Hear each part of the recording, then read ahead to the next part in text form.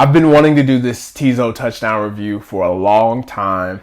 I was really excited to do it when the album first came out, but life happens, your laptop gets messed up, and you have to wait a week or so. And I'm glad I had to wait. I was really high on this album when it first came out, and I still like it. I still like it a lot, but now I'm more mindful of the album's issues and faults. I still think it's one of the best albums and most important albums of the year, but I think I can speak about it a little better now that I've spent more time with it, now that I've listened to it in full a couple more times. It's really like teezo took everything I like in music and culture in general and was like, let's shove it all onto this album.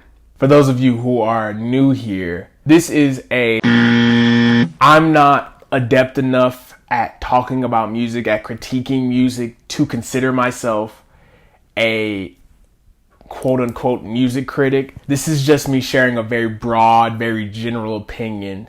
I'm not going to get into the mixing or the mastering. You play me like a professionally mastered and mixed song and say, oh yeah, the mix is shit. Sure, I'll agree with you. I'll probably agree with you. If I like the song, if I don't like the song, I'll be like, yeah, I guess the mix is shit.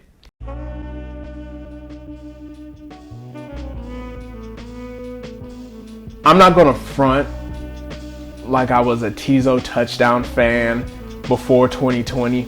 Full disclosure, I didn't know how old he was and how long it took him to like break in until a couple weeks ago. I had been under the impression that he was like 25, 26 at the oldest, but he's 30 and he's been at this for like a really long time, DJing, producing, posting videos to YouTube. It's understandable that such a singular talent and persona would take so long to break in and for people to like really understand him and get his vision. It wasn't until I'm Just a Fan that I actually became a fan. Then after that, he's like on the Tyler tour.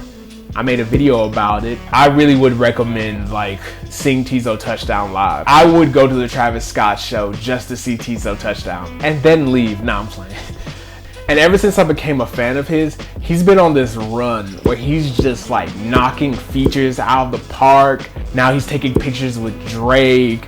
And I'm happy. I'm really happy that he's been like, that he's gonna pop, that he's in the mainstream. This album rollout has been like great. I've loved every one of the videos that he's dropped on Insta. And then the album came out and it delivered. Okay, I'm gonna do it anyway. It's just, he knows how to make a hook. He really knows how to make a hook that's just going to just be stuck in your head forever. Like the lyrics might be weird and random and all over the place. Like, why are you talking about the newest Spider-Man movie? And which Spider-Man movie are you talking about? Was this made in 2021 with Spider-Man No Way Home? Or is it Across the Spider-Verse? Like, what are we talking about? Like, this song is really a nice opener. It really teaches you to expect the unexpected. Nothing's gonna like fall into place correctly. Everything's gonna be a little weird, a little off in the best possible way. You thought. I'm not gonna lie, at first I was like, I'm not sure. When I heard the beginning, I was like, what's happening? This is weird. What is this he's doing? And then the beat switches and it's like, oh my God, 2000s R&B is back. R&B is back. Oh my God. Like, it's like the nerdiest R&B song I've ever heard. That's a good way to like characterize teezo touchdown. If nerds could make R&B. And then I'm gonna This is the most awkward sex song ever. And it's so fun. And I would love to be in a crowd just screaming the hook. He's great at hooks. Like, that's his bag. He's so good at just making a hook that's gonna get stuck in your head and you're just gonna be singing and then I'm gonna It's silly and it's not like completely serious. I don't have much to say about the song except, Fouché, if you're watching this, I love you. Marry me. Please. Please marry me. Impossible. Yet again, another like infectious hook that like, you just want to sing. Who say it will be impossible? And it's fun.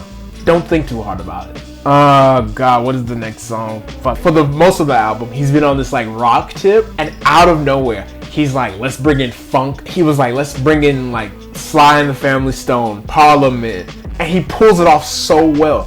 Mood swings. You don't get it. You just won't get it. You have to be fun. You have to be silly. You have to be weird.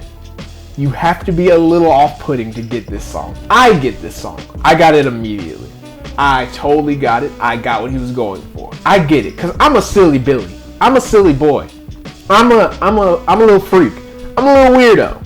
I'm a little off. I'm trying to make it easier for you to leave.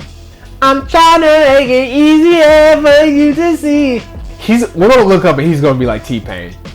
I'm calling it. Teezo Touchdown is like the next T-Pain. He's gonna be on he's gonna be singing the hook on so many hit songs. Familiarity. Not gonna front. I'm kind of meh on this song. This song's fine. I relate to it very hard. I know that I'm a superstar. No one gives a fuck. Truer words have never been spoken. Like, that's so real. I like the ending. I don't think you see me. This is an interesting song.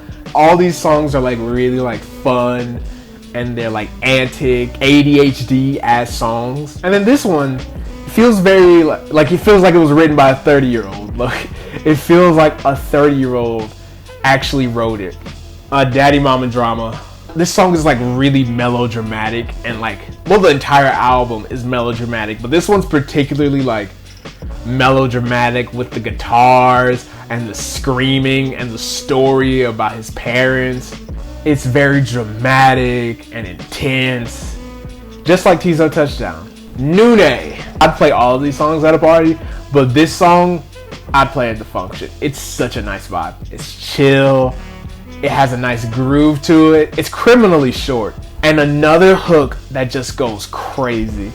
Ain't nothing sweet but the Nune. Alright, this one,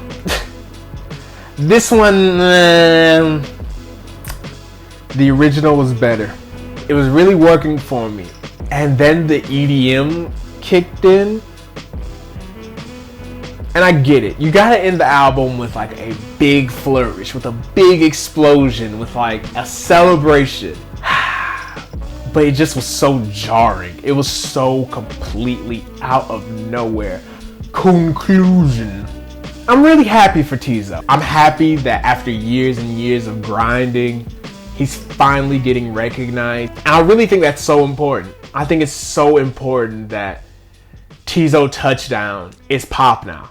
Seeing someone that's so completely themselves, that's not trying to pretend to be something that is easily digestible or accessible, just being like their weird, unadulterated self, and then seeing like cool people, Drake, Travis Scott, Tyler the Creator, be like, that guy is like awesome. Cosigns from those guys are really important beyond music. Like, they have like larger societal implications. We live in like a really cynical world, and a lot of people are like shut off and afraid to be themselves, to be weird, to have fun, to be passionate about things. Teezo Touchdown is teaching people it's all right to be weird. It's all right to not fit in. That's why I love this album. That's why I love Teezo Touchdown. He is himself. He is a nerd. He's awkward. He's weird, and he's not afraid to tell you that, to put that into his music, to put that into his art. And that's really exciting that a guy like that is going on tour with Travis Scott. Teezo Touchdown is going to teach millions of people for years to come how to be themselves. That is so exciting. Yeah. All right, I'm done. Bye.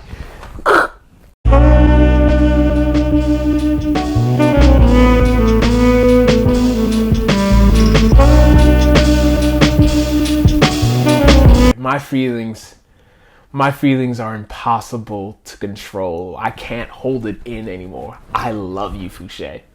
I really do. And I want you to marry me. Swag.